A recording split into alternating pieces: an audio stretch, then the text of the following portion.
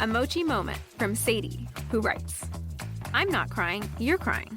This is what I said during my first appointment with my physician at Mochi, because I didn't have to convince him I needed a GLP-1. He understood, and I felt supported, not judged. I came for the weight loss and stayed for the empathy. Thanks, Sadie. I'm Myra Ahmed, founder of Mochi Health.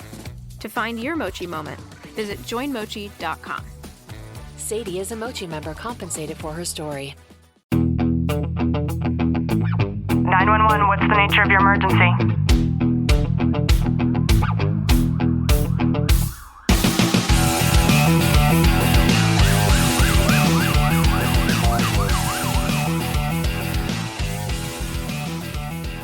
Welcome back to the Tactical Living Podcast. I'm your host, Ashley Walton, joined by Sergeant Walton. Clint, how are you? I'm really good. You know, I've always lived my life in a way that's very aspirational. And I'm so thankful for the foundation of that was given to me from a very supportive mother and father, both in their own regards, were really able to kind of mold me into the person that I am today. And I will always be thankful for that. And I remember when you and I first got together, and I also remember the night and day contrast between you and I.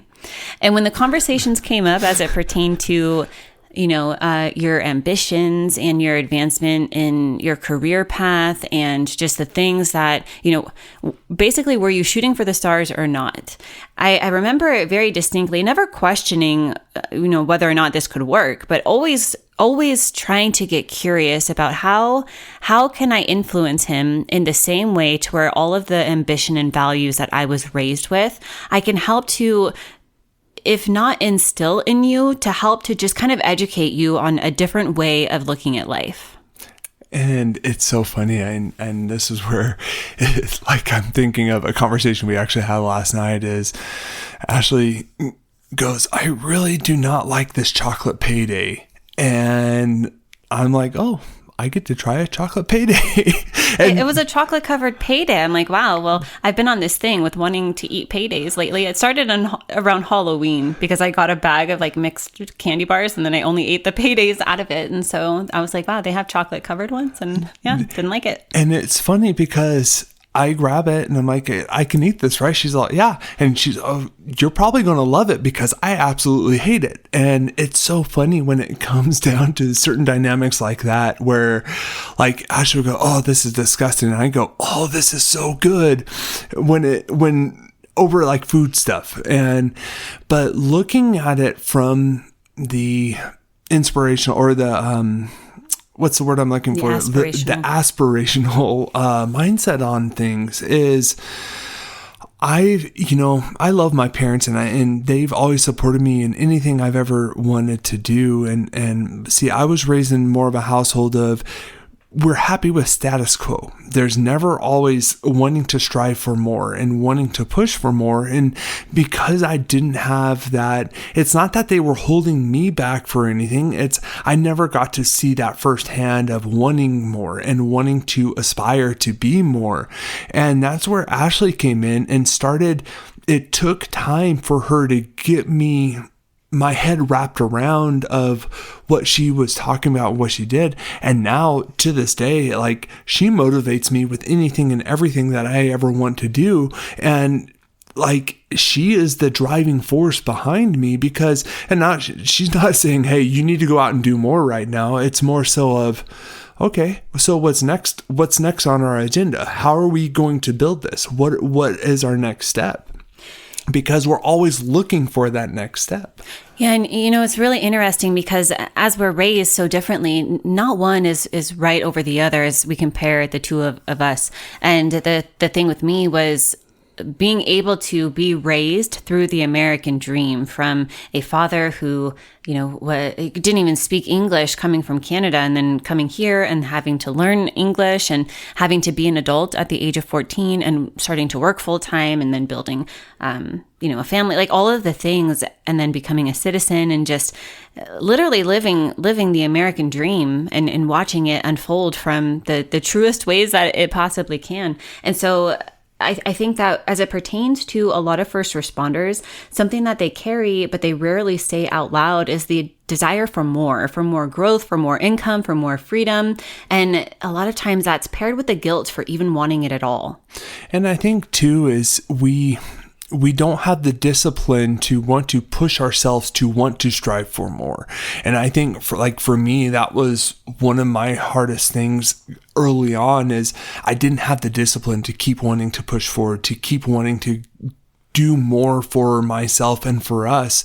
And when Ashley taught me that discipline, and I still see in certain aspects of that discipline kind of drifts off in certain like projects that I'll start up or something. But Ashley we create that discipline dynamic for wanting to love and support one another, and we can really change how we approach anything and everything. I see people who are not motivated to promote or not motivated to want to find something new for themselves because one, they're worried about the judgmental reactions that they're going to have coming towards them, or it gets a little hard, so they decide just to give up on it. You know, it's so cool. My dad, he'll be 76 this year, and to watch him still continue to learn and to grow and to just figure things out. Like sometimes I'm shocked when, like for example, he sent me a forwarded Facebook post via text, and I was like, wow, like he learned how to do that. And so there's small things like that, like just continuing to see him progress in the way that he does. And the psychological concept that I want to talk about is identity fusion and role conflict. And so identity fusion, occurs when a person's identity becomes deeply tied to their role or to their group, such as being a first responder. And then role conflict arises when new desires or goals feel like they're misaligned with that particular identity. And this can create internal tension, guilt, and hesitation. And I think that's one of the biggest things is, especially from the first responder realm, is we're creatures of habit by so many means. I mean, in general, it's a human nature type thing, but we hate the situation we're in, but we don't want to do the work to get ourselves out of that situation. A lot of times it can look like you're feeling guilty for wanting opportunities because they're outside of the job. I've seen this happen a lot during the George Floyd era, and people becoming conflicted in what they think that they were set in stone on versus these new opportunities perhaps, or new interests that they have. And that's where it's scary to lean into those new interests sometimes, or it's scary to venture out of what you already know. But ultimately, sometimes you have to make that leap, because if you never make that leap, you're never going to be able to cross that channel to see if it's feasible or not. Identity fusion and role conflict can also look like questioning your loyalty when considering a change, or even suppressing your ambition just to be able to stay aligned with expectations. Maybe you feel fear of judgment from your peers or your leadership. I have seen that happen a lot, where an officer, for example, will have an interest, or maybe they even have a side hustle that they've started, and then they tell nobody about it because they're afraid of that judgment. Yeah, and I think especially when you have that side hustle and you tell one of your partners about it and you see their response to you, normally that response, and because I've seen this time and time again, it comes more so out of jealousy than it does that they don't agree or they think something is weird with what you're doing. I've seen a lot of signs that guilt is holding people back. The first is that sometimes people will talk themselves out of new opportunities, or they feel like they're disloyal for wanting more. Maybe they downplay their ambition around other people. I have seen that, and I am silent in respect for how they're portraying things based on how they're feeling. But when I know the truth about somebody and then I see them downplaying their ambition or even their accomplishments, this is definitely a sign that guilt might be holding them back. Maybe you stay where you are out of obligation and not alignment, or you could feel like you're internally torn between those two paths. And that's why when you have a great foundation, you have a great support system, being able to start pushing you out of your comfort zone on a regular basis, and it doesn't mean you have to jump off the wall of the mountain and go all in on it every time. It's, you can take those baby steps and learn, okay, this works and this doesn't. And it's being able to build something up together with your loved ones and with your partners to be able to affect that change in yourself. There are ways to move forward without the guilt, and the first and the most important is to separate your identity from your role. You are so much more than the badge, and we talk about that all the time. It's so true, and I think we start recognizing this in ourselves when we are identified only as a police officer. I almost said a police responder. And that's a question I ask my guys on a regular basis. Who are you as a person? One of my normal responses I get, I've never been asked that before, but normally I get one of three answers. I'm a cop. I'm a father. I'm a dad or a husband.